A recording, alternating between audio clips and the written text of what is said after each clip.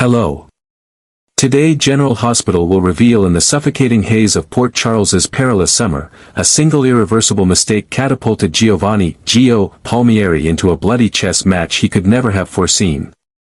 Despite receiving a direct and uncompromising order from his grandfather, Sonny Corinthos, a crime lord whose empire was built on ruthless discipline and unforgiving control, Joe's youthful defiance and blind loyalty led him down a treacherous path.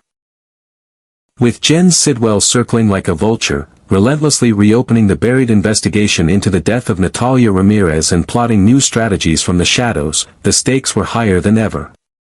Sonny had been clear, Gio was to stay out of it. Sidwell was dangerous, calculating, and capable of retaliating in ways that reached far beyond bullets. But Gio, burning with pride and a misplaced sense of duty, believed he could take matters into his own hands. He was young, determined, and convinced he could protect his family, not by avoiding danger, but by charging headfirst into it. Fueled by overheard whispers and a sense of urgency, Gio devised an ambush on Sidwell, targeting the moment just before Sidwell's covert departure to Belize. It was meant to be surgical, precise, an operation that would disrupt Sidwell's plans and keep the focus away from Sonny. But Gio had gravely misjudged the depth of Sidwell's cruelty and his unrelenting paranoia. What Gio thought would be a swift strike turned into a deadly trap. Sidwell had anticipated interference. He had prepared. And when Gio struck, it wasn't Sidwell who bled. Instead, Gio was met with overwhelming force, outnumbered, outmaneuvered, and ultimately outmatched. The ambush devolved into a brutal massacre within seconds. Sidwell's men struck with military precision, ambushing Gio from multiple angles and delivering devastating blows.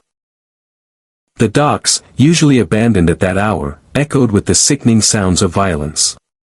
When it was over, Gio lay broken and unconscious, his blood staining the rusted metal and damp concrete beneath him. The salty scent of the sea mixed with iron and death, and only the waves bore witness to the collapse of a brave but naive soldier who thought he could rewrite the rules of the underworld.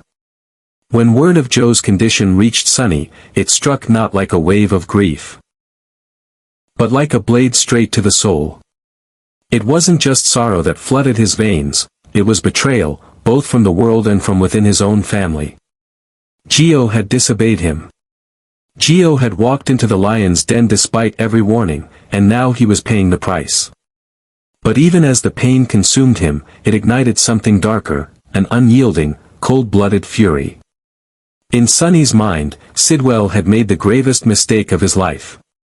He hadn't just harmed a member of the Corinthos family. He had touched Sonny's blood.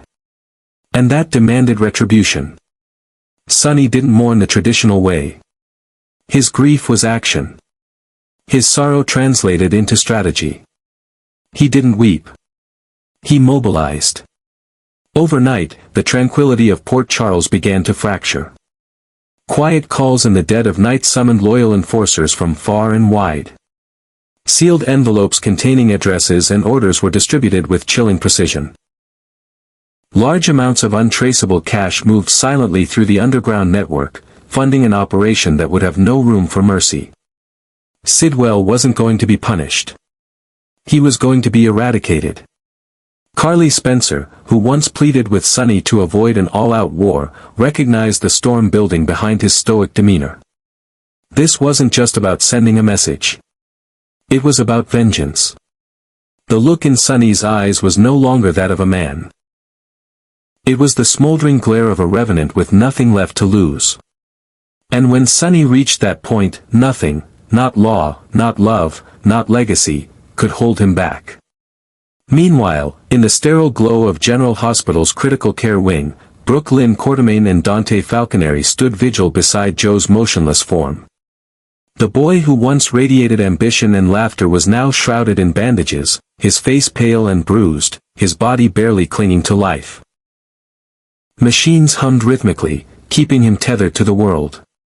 The silence in the room was deafening, broken only by the occasional beep of a monitor or the quiet rustle of a nurse's footsteps.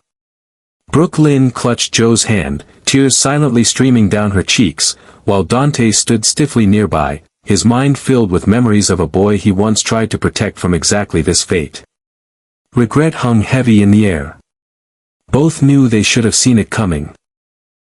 That Joe's desire to prove himself in a world governed by violence would ultimately lead to tragedy. They had underestimated just how much he wanted to be seen, to matter, to be worthy in Sonny's eyes. And now, as the boy lay broken and silent, they could only hope he'd survive the hell he'd walked into. Outside those hospital walls, however, hope had no place. What was coming wasn't salvation, it was fire. Sonny Corinthos had declared silent war. With each passing hour, Sidwell's network began to crumble. Safe houses were raided, supply lines severed, and loyal allies of Sidwell either fled or vanished without a trace. Precision attacks struck at every corner of Sidwell's empire, and the message was unmistakable: this was annihilation, not negotiation. The blood spilled at the docks was only the beginning. What followed was a campaign of calculated terror, orchestrated with the skill of a war general and the heart of a wounded father. And while Sidwell scrambled to regroup, he realized too late that this wasn't a turf war. It was a vendetta. The name Sonny Corinthos now echoed through the underworld like a curse, and no shadow was dark enough to hide from his wrath. As for Gio, even if he survived his wounds, nothing would ever be the same. The scars, physical and emotional, would never fully heal. He had tasted the brutality of the life he once idolized, and it had left him hollow. His dreams of valor had died on that dock. And as he drifted between consciousness and the dark, unfamiliar world of pain, perhaps he too realized what Sonny had always known: in this world, defiance is paid in blood, and no one, no matter how beloved, is immune to the consequences. Within a matter of days, the landscape of Port Charles's criminal underworld underwent a violent transformation as Sonny Corinthos unleashed a campaign of surgical destruction against Jen Sidwell's once impenetrable empire. Sidwell, a man who had built his reputation on the strength of silence and unseen influence, began to witness the systematic dismantling of every piece of his dominion. First came the disruption of his supply lines. Warehouses long considered untouchable were raided with frightening precision, their contents reduced to ashes or seized by law enforcement acting on anonymous tips. Then came the financial suffocation. Key accounts in offshore havens were suddenly frozen without warning, transactions blocked, and assets seized. The financial arteries of Sidwell's operation were being severed one by one. But the most chilling development wasn't the loss of money or product. It was the disappearance of people. Trusted lieutenants, men and women who had been by Sidwell's side for years, simply vanished. No trace. No warning. Some left behind signs of a struggle, others not even a footprint. One by one, Sidwell's inner circle was reduced to silence, their absence more damning than any bloodshed. Panic crept through the ranks like a virus. Loyalty began to crumble under the weight of fear. Those who remained became ghosts of themselves, nervous, paranoid, expecting at any moment to be the next to disappear. And through it all, there was no declaration of war. No official signal. Just silence. A brutal, cold, calculating silence that screamed louder than any gunfire ever could. That was the brilliance, and terror, of Sonny's strategy. He made no public move, spoke no threats, left no trail. But the message was unmistakable: retribution had begun, and it would not stop until Sidwell was reduced to nothing more than a cautionary tale.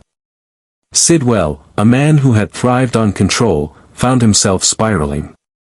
His once vast and interwoven network of power, distribution, and influence began to implode from within. Business partners started severing ties. Allies who once swore loyalty suddenly grew silent or fled. Worse still, some turned up dead, execution style, leaving Sidwell to wonder whether they'd been silenced for betrayal or simply because they were liabilities.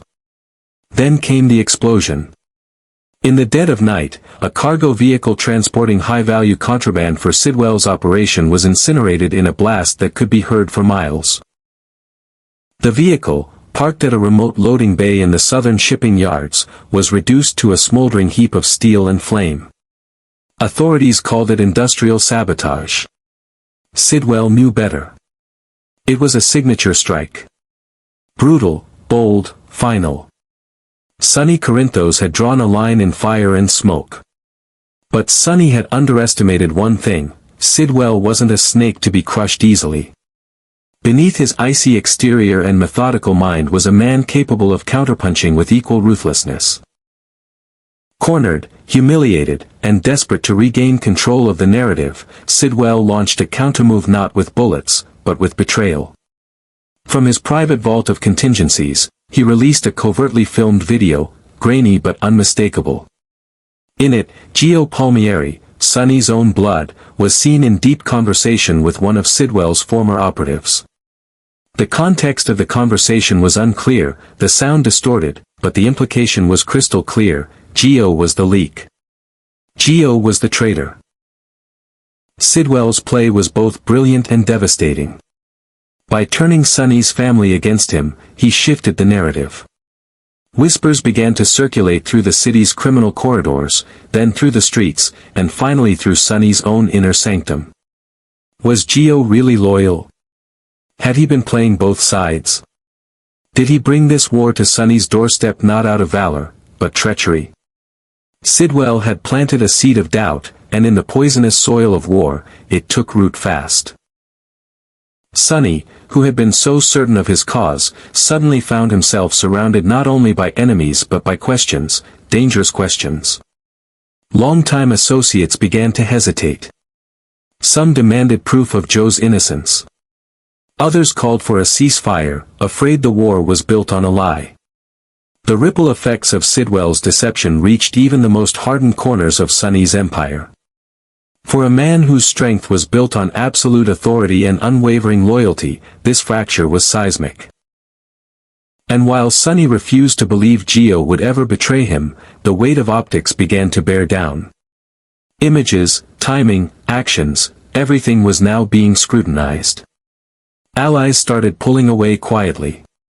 A few warned Sonny that his scorched earth tactics might no longer be sustainable. Others, fearing for their own survival, started hedging their bets, offering tentative olive branches to Sidwell, or worse, disappearing without a word. In the cold light of dawn, Sonny found himself no longer just at war with an external enemy. He was now fighting a battle for his own credibility, his influence, and the soul of his fractured family. Every decision he made would now be seen through a prism of suspicion. Every move could be interpreted as overcompensation, or worse, desperation. The empire he had spent decades building was under siege from the inside out. And while Sidwell bled, he also grinned. Because he knew that in the world of shadows and secrets, truth was rarely as powerful as perception. And right now, perception was killing Sonny Corinthos faster than any bullet ever could. In the aftermath of betrayal, bloodshed, and a storm of unrelenting vengeance, Sonny Corinthos reached the edge of his own humanity. After weeks of watching his empire tested, his family threatened, and the delicate equilibrium of power in Port Charles shattered, Sonny stepped into a version of himself that even he had kept locked away, a man with nothing to lose, a force of retribution that did not seek justice, only obliteration. Sidwell had pushed too far. By hurting Gio and attempting to dismantle the Corinthos legacy, he had invited a reckoning so total it would become legend. And Sonny, no longer patient nor bound by diplomacy, chose to end the war in a way that would leave no room for negotiation, no chance for retaliation. The decision was made in silence. There were no strategy sessions, no heated debates. It came from a place deeper than fury, beyond pain, rooted in a primal need to erase the threat by any means necessary. Sonny ordered a full-scale raid on Sidwell's central compound. An operational hub tucked away beneath the facade of a freight distribution center in the industrial wastelands on the city's southern fringe. Reconnaissance revealed fortified defenses, layers of surveillance, and well-armed guards, but that didn't matter. Sonny wasn't looking to win a tactical battle. He was going to burn the entire foundation of Sidwell's empire to the ground. On a night cloaked in eerie stillness, Sonny's forces moved with military precision. Blacked-out SUVs rolled silently through alleys and unmarked roads. Men in combat gear emerged like shadows from the dark, each one handpicked for their ruthlessness and loyalty. They encircled the facility like a closing noose. Inside, Sidwell's men remained unaware until the first explosion split the night open. From that moment forward, there was no room left for retreat. The initial blast tore through the security checkpoint, vaporizing any semblance of defense. Then came the second wave. Gunfire erupted like thunder, echoing across the bay. Bullet casings danced across concrete as flames devoured walls and cargo crates. Screams pierced the chaos as Sonny's men advanced without hesitation, clearing hallways, executing targets, and setting charges with chilling efficiency. The compound became a furnace of destruction, an inferno so consuming that it lit up the skyline and alerted every law enforcement channel within 100 miles. But Sonny didn't care. The laws of Port Charles had always bent beneath the weight of his name. Tonight, they would shatter completely. And yet, Sidwell escaped. Whether it was cowardice, cunning, or a carefully prepared escape route, the man who had started it all slipped through the cracks, badly wounded, perhaps, but alive. He left behind a kingdom of ash and the charred remains of men who had sworn to die for him. The compound, once a symbol of control and untouchable dominance, was reduced to twisted metal and embers. Sonny's men planted one final message, a scorched emblem carved into what remained of the concrete floor: Corinthos was here. It was not subtle. It was not poetic. But it was unmistakable. In the days that followed, Sidwell vanished. Rumors swirled. Some said he fled the country, others claimed he was regrouping in the north, amassing loyalists for a comeback. But no one dared to speak his name too loudly. Port Charles had changed. Sonny's warpath had become legend. The city's underworld, once bloated with ambition and divided by petty rivalries, was now unified by a single, chilling realization: if you cross Sonny Corinthos, there will be no negotiation. Only silence, then fire. But Sonny's war had not ended in triumph. Victory, in his world, was always tainted. Back at General Hospital, while the ashes of Sidwell's empire still smoldered, Gio Palmieri finally stirred after weeks in a medically induced coma. The boy's survival had become a beacon of hope for the Corinthos family, but what opened his eyes wasn't the light of a second chance. It was the cold, gray dawn of a new reality. Joe's physical injuries were extensive: fractured ribs, multiple lacerations, nerve damage, and burns along his back and arms. Months of recovery awaited him. But what broke Brooklyn's heart and sent Dante into a silent spiral of grief was the look in Joe's eyes, not of gratitude, but of bitterness. Gio was alive, yes, but something inside him had died on that dock the night Sidwell's men ambushed him. The boy who once idolized his grandfather and believed in a righteous fight now looked hollowed out, betrayed by the very blood he once sought to honor. The scars that mapped his body were nothing compared to those that tore through his heart. Gio no longer saw the world as a place of loyalty and legacy. He saw it as a prison, one he was born into, chained to by lineage and fate. He had tried to act with courage, to protect what mattered. But in doing so, he had been shattered, physically and emotionally, and now lay staring at the ceiling of a hospital room, haunted by the sound of gunfire, by the realization that his suffering had become another calculated move in a much larger, crueler game. Sonny visited, of course. He stood silently at Joe's bedside, offering comfort in clipped words, trying to connect, but Joe's gaze was distant, his silence heavier than any accusation. Sonny had won the war, but the casualty that hurt the most was standing, or rather, lying, right in front of him. There were no bandages for what had broken between them. And Sonny knew it. He saw it in the way Gio refused to meet his eyes. In the way Brooklyn clenched her fists when Sonny entered the room. In the way Dante remained silent, arms crossed, anger bubbling just beneath the surface. Sonny had protected the family name, the legacy, the empire, but he had failed the boy. The price of disobedience had been blood. The price of obedience, it seemed, had been trust. And Sonny had lost both. When the sun rose again over Port Charles, casting warm light over the hospital, the harbor, and the ruins of Sidwell's compound, it did so without mercy. The streets were quiet again. The danger had passed, for now. But peace in Sonny's world was never permanent. There were always new threats. New wars. And the weight of every past decision dragging behind him like chains. Sonny Corinthos had proven, once again, that he was still the king of Port Charles. But in the shadows of victory, in the silence of a hospital room, lay the true cost of that crown.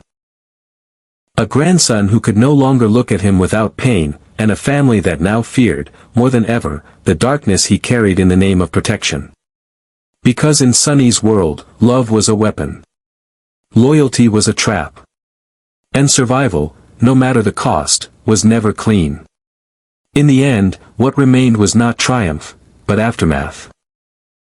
The smoke cleared, the gunfire faded, and Port Charles settled into an uneasy calm, but the echoes of violence lingered like ghosts in every alleyway, every hospital corridor, every unspoken word between family members torn apart by the weight of legacy. Sonny Corinthos had won the war, silenced his enemies, and reasserted his dominance over the criminal underworld, but the victory tasted hollow, stained with the blood of those he swore to protect. His enemies feared him more than ever, but so did the people he loved. Gio survived the battlefield, but not the emotional wreckage. He awakened to a world that no longer held innocence or trust, a world where love came with casualties and loyalty demanded scars. The boy who had once followed in his grandfather's shadow now stood at a crossroads, haunted, hardened, and quietly slipping away from the man who had shaped his fate. As for Sonny, though he remained unchallenged, he was far from whole. The empire still stood, but its foundations had cracked. He looked upon his grandson and saw not only the cost of war, but the price of control, of obsession, of building a kingdom where no one disobeyed without consequence.